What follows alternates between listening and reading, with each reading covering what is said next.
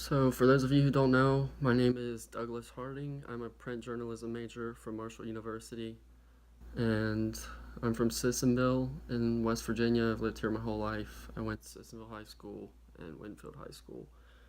That's about it, but I just wanted to make a video to talk about this because I have been infuriated and I've tried to express myself on Twitter and Instagram and stuff, but there's just too much to say.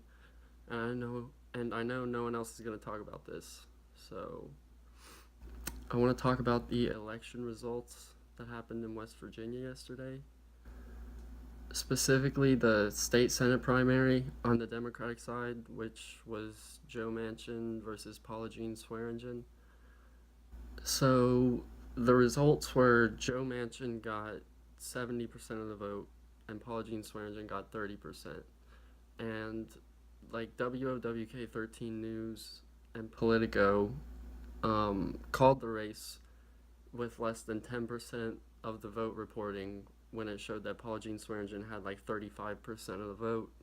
And it was still slightly possible that she could have won, but pretty much everyone knew that that was pretty hopeful anyway. But them reporting it so early and the way that they reported it just really, really shows what side they're on.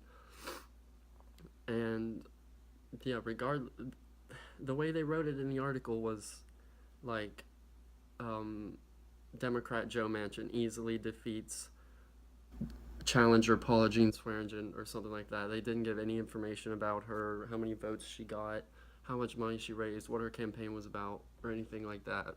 And they know also that she wouldn't have lost, or at least not nearly as badly, if they would have covered her campaign at all. They never even reported on her.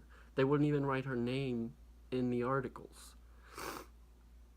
And on top of the fact that Joe Manchin has extreme name recognition, everyone knows who he is. They write articles about him every single day.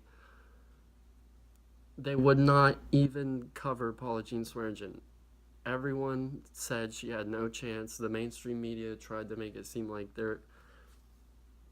they wanted to seem like if you don't have money, you have no chance to run in politics because she refused to take corporate donations and Joe Manchin had millions of dollars. And Paula Swearengin had only raised which is still impressive, she raised $90,000 or somewhere around there in one of the poorest states in the entire country. So, and her average donation was only $15. Joe Manchin's average donation is incredibly higher than that. So her fundraising in this state is or even anywhere in national politics in this country is unprecedented that she could raise that much money and still get 30% of the vote with an average $15 donation and without taking corporate donations and bribes like everyone else does, and the mainstream media wants you to think that you have to be a serious politician, which is wrong. So, yeah, one major news outlet that I can think of that actually did a story about Paula Swearengin is Rolling Stone. They actually did a really good piece about her. It's really long, but I mean, I've been following her closely, and Justice Democrats who sponsored her and are sponsoring candidates to get money out of politics and stop taking bribes. I've been following them closely for years, and there's been no media coverage at all. They literally will not write her name. When they talk about Joe Manchin, they won't even say that he has a challenger, and if they do, they'll say that he has a challenger who has no chance, and it's an automatic win for him. And I even wrote a story about this for one of my journalism classes at Marshall, and everyone I interviewed or even talked to about this, and I'm not trying to call anyone out or anything, but just trust me, or you can look at the articles yourself and go read the coverage for your own self, but everyone, even administrators and journalism, political science professors at Marshall, everyone in the country, political analysts, everyone thought she had no chance to even get 10% of the vote. They wouldn't even cover her name. And she got 30%.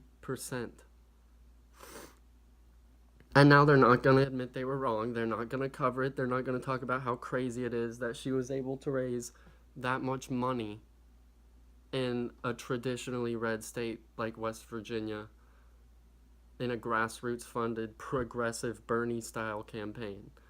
And they're not going to admit they were wrong, that there's no chance Joe Manchin can be defeated from the left.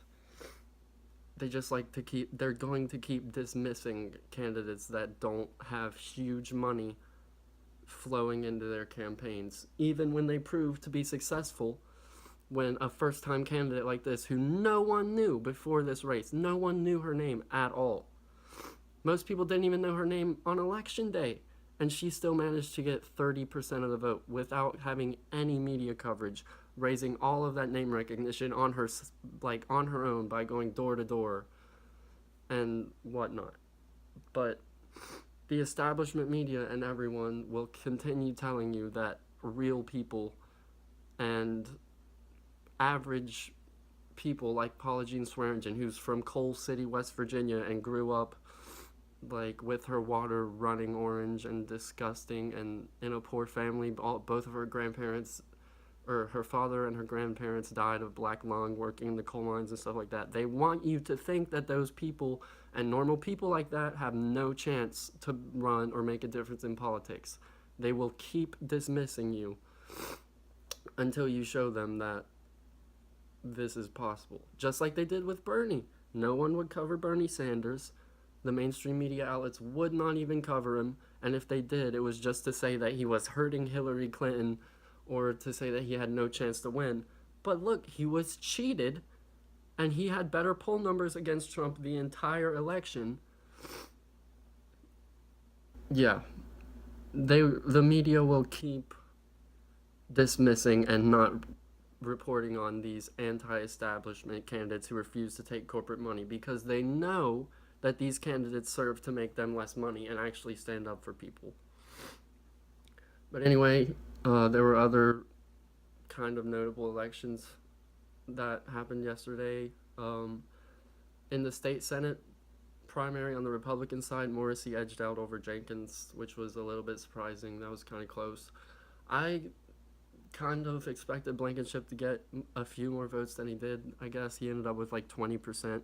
The mainstream media could not stop covering his name. They wrote about 100,000 articles about him. They would never mention Paula Swearengin, like I said, but they wrote 1,000 articles about Blankenship and how he's just like Trump and all that stuff. But guess what? Paula Swearengin got more votes than even Morrissey did, who won the Republican nomination. Paula Swearengin got more votes than the winner of the Republican nomination, and they still will not mention her name. But yeah, Blankenship did not win, so that's good, obviously. In the House of Delegates District 39, I think that's parts of Kanawha and Putnam County, maybe Jackson, I'm not even sure. But there were two guys from Sissonville running, which I thought was incredible. Their names were David Holmes and Alex Urban. I'm actually pretty familiar with both of them, and because I'm from Sissonville. And Alex Urban is actually a young, kind of Bernie-style, super progressive Democrat.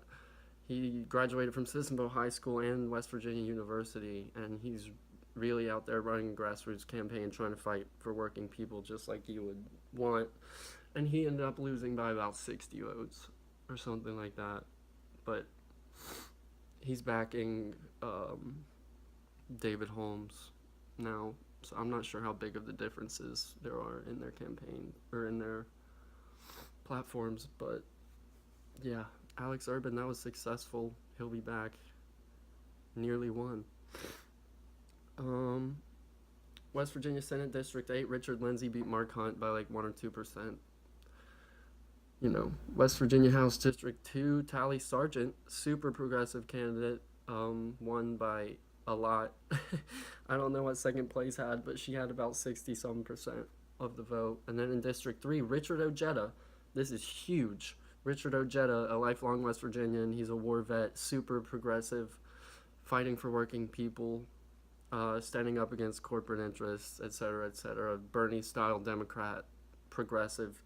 Don't get hooked on the word Democrat because a lot of Democrats suck, and I know that, and so do these candidates.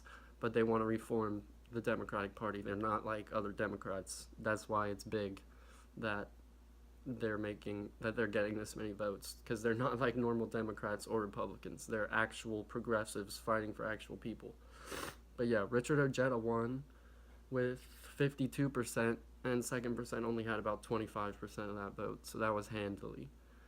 And yeah, um, the results definitely weren't all bad, and I promise the corporate media is not going to report on Paula Jean Swearengin especially, and they will not mention that she got more votes than Patrick Morrisey, who won the Republican nomination.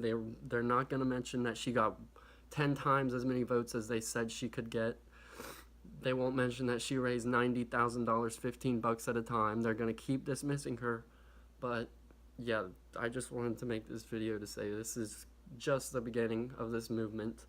And despite what the media is probably going to try to tell you, or they won't even write about it at all, they'll just dismiss the movement, this definitely was a successful start to a progressive people power populist movement in West Virginia and probably in a lot of other places in the country. So don't let them tell you otherwise. Beware of the mainstream media and what they're saying. Thank you.